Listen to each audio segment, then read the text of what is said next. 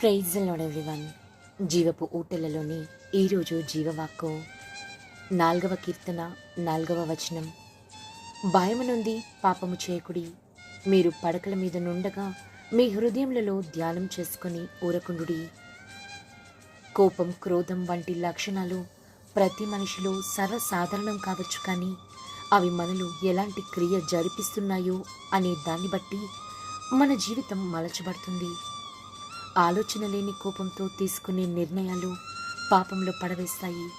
అందుకే కీర్తనకారుడు జ్ఞానం కలిగి హృదయాన్ని దేవునికి అప్పగించుకోమంటున్నాడు.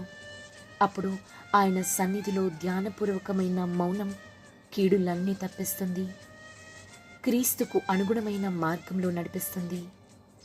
యేసు క్రీస్తు కృప మనకు తోడైండుగాక. ఆమేన్.